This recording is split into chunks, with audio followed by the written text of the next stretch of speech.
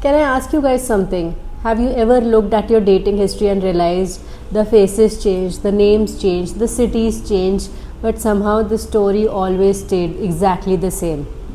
Maybe they were emotionally unavailable, maybe they pulled away, maybe you always ended up giving more than what you received, and after a while, you start asking yourself, what's wrong with me? Why can't I find the right person? Most people think because they are unlucky or because they haven't just met the one. But what if I told you your brain may have started predicting these experiences long before they actually happened? Let me explain. Hi guys, welcome back to Manifestation Decoded. I am Jo, and if you are new here, on this channel we talk about manifestation, mindset, psychology, neuroscience, basically everything that helps change your inner world, change your outer reality. And if you have ever wondered why does love seem so easy for everyone else but so difficult for me, this video is for you. Because today I want to share something that completely changed the way I looked at relationships, and I promise it's probably not what you think. Your brain is a predictive machine. One of the biggest discoveries in neuroscience is that your brain isn't simply reacting to the world around you. It's constantly making predictions.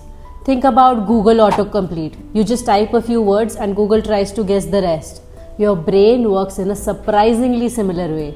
Based on your past experiences, your memories, your beliefs, and your emotional history, it's constantly trying to predict what will happen next. Not because it wants to ruin your life, but because prediction helps you survive. Your brain prefers a predictable world over an uncertain one, even when those predictions aren't helping you anymore. So let's understand how this shows up in love. Let's say someone grew up feeling that love was inconsistent. Sometimes they received affection, sometimes they didn't. Or maybe they experienced rejection earlier in relationships. Over time, their brain may start forming a prediction. People eventually leave. I am not enough.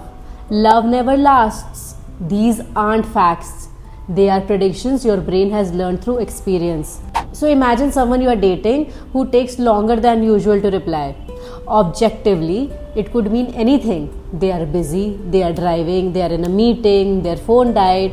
But your brain doesn't always wait for evidences. It fills in the blanks using its old predictions. They are losing interest, they are going to leave, they have found someone better.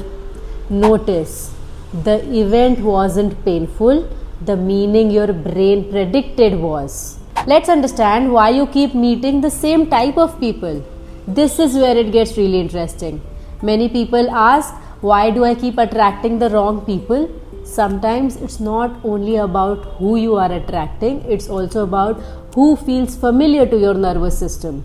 Your brain naturally prefers what's familiar, even when familiar isn't healthy.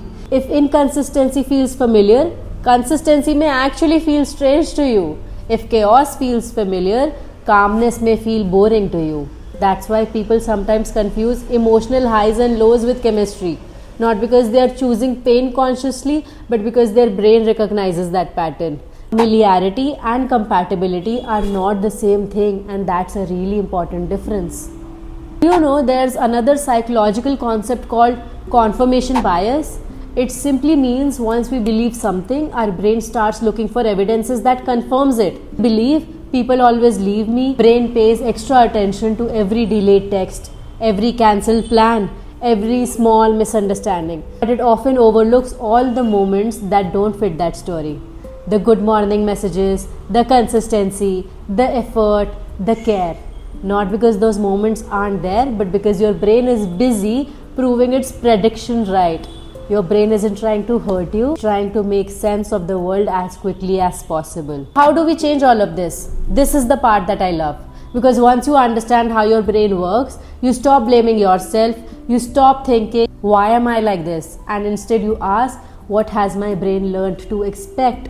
That's a much more powerful question.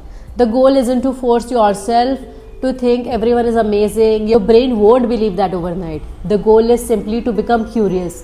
The next time your mind says they are going to leave, pause. Ask yourself, is this actually happening? Or is this my brain making prediction based on my past? That one question creates space. And in this space, you can choose a different response. Slowly, your brain starts collecting new evidences. It begins making different predictions. That's how change happens. not overnight, but one prediction at a time. There's one thing I want you to take away from this video, it's this. Maybe you haven't been lucky in love, maybe you have been looking at new people through old predictions. And once these predictions begin to change, your experience of relationships can change too. Remember, your past may explain your pattern, but it doesn't have to decide your future. If this video helped you see yourself a little differently, let me know in the comments.